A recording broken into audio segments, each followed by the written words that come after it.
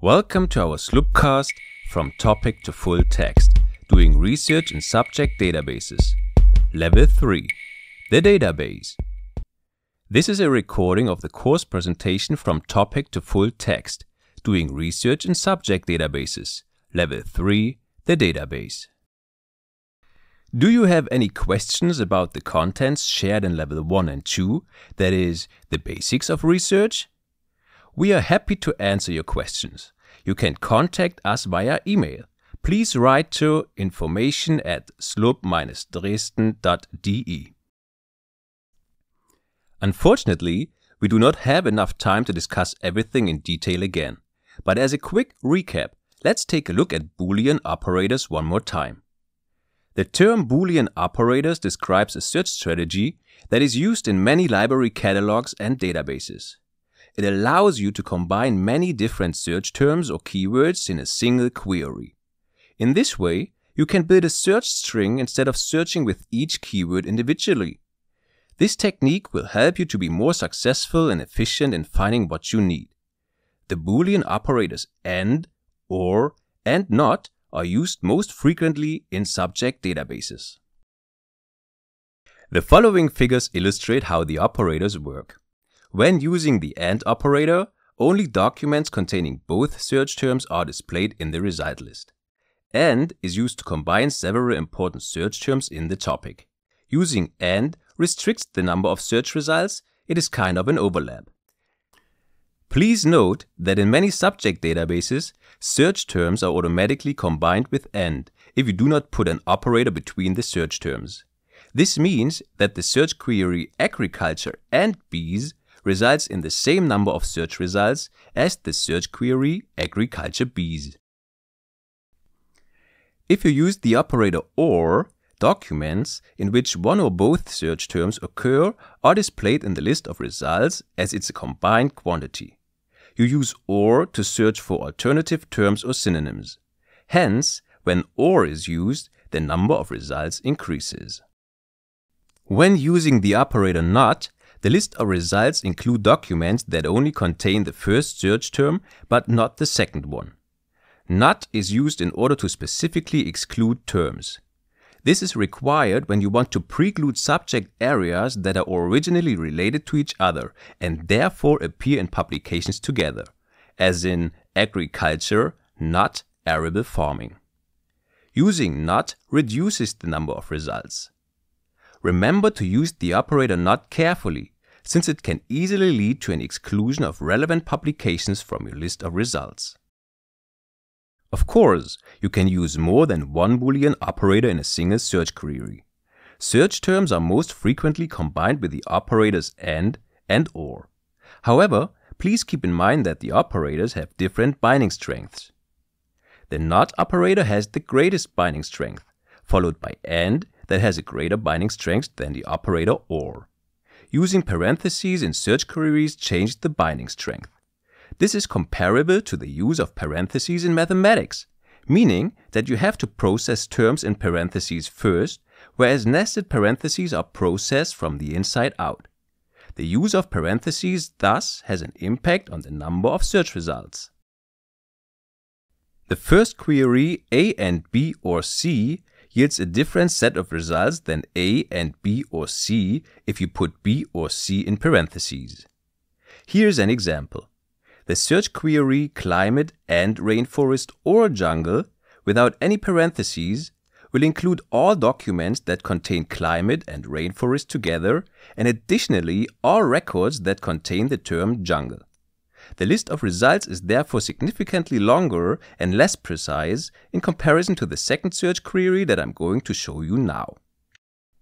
If you search climate and rainforest or jungle, putting rainforest or jungle in parentheses, the parentheses change the search process. First, the query searches for all documents containing the term climate. Then, from the generated list of results, documents including the term rainforest or jungle are furthermore filtered out in addition to climate. This search is more accurate and brings about fewer but more suitable results. You will constantly have to navigate intelligently between the criteria completeness and accuracy when searching for literature. Another important question is how to get location-independent access to licensed resources of the SLUB. Location-independent access to databases, electronic journals, and ebooks requiring a license is only possible for members of TU Dresden, that is, employees or students of TU Dresden. There are various authentication methods. You can perform user authentication via your SLUB user account. For doing so, you need to have a valid library card of the SLUB Dresden and you must be a member of TU Dresden. Another option is to access the network using your own computer. In so doing, you also have to be a member of TU Dresden and you need to have a ZIH University login. Choosing this login option, you can either authenticate via your web browser using WebVPN or you directly install the VPN client on your computer. If you have any issues with your login data, please contact the ZIH of the TU Dresden directly. Further information about installing and setting up the VPN connection can be found directly on the ZIH website. To select the database that suits you best, please use the database information system. The easiest way to access it is via this website. If you are on the SLUB website, you can click here in the upper navigation panel on the tab Research and select the submenu Search and Find. On this page, select the link Subject Databases and Research Portals. Finally, click on the image DBIS, which is the abbreviation for Database Information System. For quick access, just click on the database image in the middle of the library's front page. You have now opened the Database Information System. If you know exactly what database you're looking for, you can start a quick search by typing the database's name in the search field. Besides, you can browse a list of various subjects in the toolbar on top. Here you can also find special database collections such as patent, press, or statistical databases. Another possibility to find new databases is to use the advanced search by clicking on the link under the search panel. Using the advanced search option, you can benefit from the numerous filters that are useful to find a database, especially if you're not familiar with any relevant database in your field of study yet. You can search for specific keywords and subjects or, among other features, you can also select a certain database type. Please pay attention to the access options for all databases when skim reading the detailed view. The colors correspond to those of a traffic light. This means that if a database is marked in yellow, you must first log into your SLUB user account as a TU member or connect to the VPN client of the TU Dresden. Databases marked with a green dot are freely available and the red ones are unavailable because the library does not have a license for using them. Eventually, you have found a database which is licensed and is marked in yellow or green. However, how do you get to the full text that you want to read? Please note that not every database contains the full text you are looking for. Some databases provide a link to the publisher's website. Other databases only contain the bibliography, but not the text itself. This means that there are different ways of getting to the full text. Now we will have a closer look at your options. If the text is freely available in the database, you simply download the PDF to work with the text. If this is not the case, check whether the full text is available via a license. Log into your SLUB user account if you are a member of TU Dresden or connect to the VPN client. You can then download the complete licensed text on your computer. If either options do not work for you, for example due to the reason that there is no download button at all, please check whether we have the e-journal available in the SLUB catalog. Here you can download the journal or article after logging into your user account as a TU member or after connecting to the VPN client. What to do if the SLUB does not have the e-journal? Then please check our catalog to see if we can provide the printed journal. If this is the case, you can use the journal on the premises of the SLUB and make copies for yourselves at one of our scanners. If the SLUB does not have the journal available, the only option left is to use our interlibrary loan or delivery services and place an interlibrary loan order. I will provide further information on that topic shortly. As a last option, you can try to contact the author to get access to the text.